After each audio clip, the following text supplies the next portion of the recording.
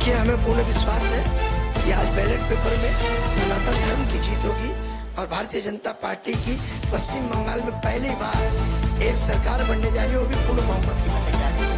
क्यों कि इस बार जो पोलराइजेशन हुआ 92% मतदान ये प्रदर्शित करता है कि लोग इस शासन से तंग आ चुके थे। अब परिवर्तन की बयार बहेगी और आपके चैनल पे आप देखिए 10 बजते बजते एक तरफा भारतीय जनता पार्टी का परचम यहाँ लहराएगा और हजारों जो हमारे कार्यकर्ता बलिदानी हुए उनका बलिदान आज पैर से नहीं जाएगा, वो बलिदान रंग लाएगा और भाजपा की सरकार आज के दिन ऐतिहासिक पल होने वाला है। कुछ ही क्षणों का इंतजार रहेगा हम लोग।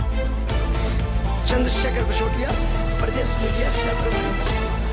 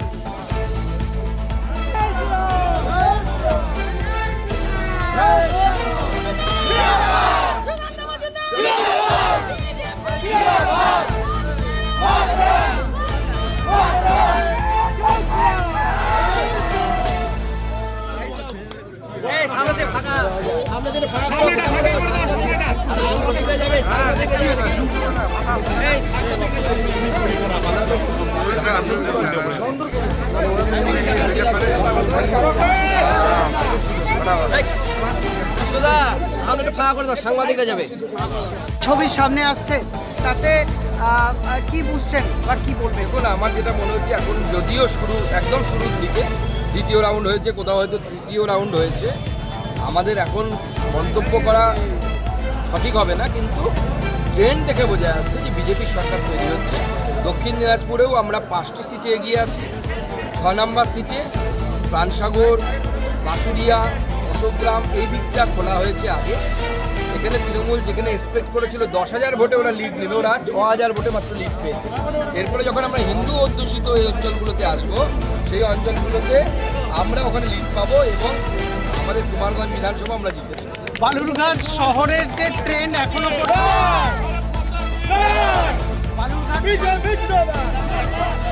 বালুরঘাট শহরের এখনো পর্যন্ত যে ট্রেন্ড সামনে এসছে তাতে অনেকটাই এগিয়ে গেছে, মার্জিনটা অনেকটাই এগিয়ে গেছে। প্রায় 16,000 ভোটে এগিয়ে আছি, সম্ভবত দ্বিতীয় রাউন্ডের পর 16,000 ভোটে এগিয়ে আছি। অতএব এখন অর্পিতা দিদির আবার ট্রেনের টিকিট বা বাসের টিকিট কেটে নেওয়া উচিত, আর তো লাভ নেই থেকে।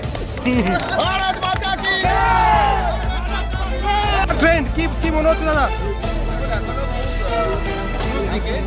আমি বলবো এটুকুই যে ট্রেন্ড দেখা যাচ্ছে সেই ট্রেন্ড অনুসারে ভারতীয় জনতা পার্টির সরকার গঠন হতে চলেছে। আর ভারতীয় জনতা পার্টি ফাউন্ডিং মেজরিটির সাথে সরকার গঠন করবে এবং এটা অদ্ভুত এই ভোটে দেখা যাচ্ছে মুসলিম এলাকাতেও তৃণমূল কংগ্রেস কিন্তু 100% ভোট পায়নি। মুসলিমরাও তৃণমূলকে ভোট দেয়নি। যে ভবিষ্যৎবাণী আমরা করেছিলাম যে হিন্দুদের ভোট তো তৃণমূল কংগ্রেস পাই না, মুসলিমদেরও ভোট পাবে না, সেটা দেখা যাচ্ছে।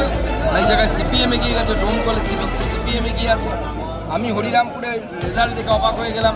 শহীদপুর অঞ্চল, সেখানে কুরমানপুর বুথ, যে বুথে প্রায় 100% মুসলিম, সেই বুথেও বিজেপি 200 ভোটে লিড করছে, 200 বেশি ভোটে লিড করছে। অতএব সব সমাজের মানুষ বিজেপি।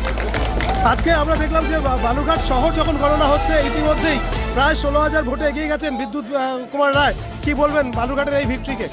বালুরঘাটের মানুষ বরাবরই বিজেপির সাথে থেকেছে, বিজেপির সঙ্গে থেকেছে। বিজেপির সময়ে যে জেলার এবং এই শহরের যে রেল মানচিত্রের যে পরিবর্তন এসেছে, সেই পরিবর্তন মানুষ চাক্ষুষ দেখছে। প্রতিদিন ব্রিজ পার হয়ে গেলে পরেই মানুষের চোখে পড়ে। আমরা তো মিথ্যের পুঞ্জিনি রাখি না, আমরা ফলক আমরা ফলক কম লাগিয়েছি, কাজ বেশি করেছি। মানুষ সেই জন্য আশা রেখেছে আমাদের উপরে। বালুরঘাটের মানুষের প্রতি আমি চিরকৃতজ্ঞ। তারা যেভাবে গত লোকসভা ভোটে আশীর্বাদ দিয়েছিলেন, এবারেও দিচ্ছেন। বালুরঘাটের প্রার্থী বিপুল ভোটে, রেকর্ড ভোটে জিতবে। আর গোটা রাজ্যে যে ট্রেন্ড আমরা দেখছি এখনো পর্যন্ত 160-162 দেখাচ্ছে, কি বলবেন? জয়ের কি দৌড়গোড়ায় তাহলে বিজেপি? বিজেপি সরকার তৈরি হচ্ছে, রাম রাজত্ব প্রতিষ্ঠা হচ্ছে পশ্চিমবঙ্গে। এখনো যারা ভোট করেছে, যারা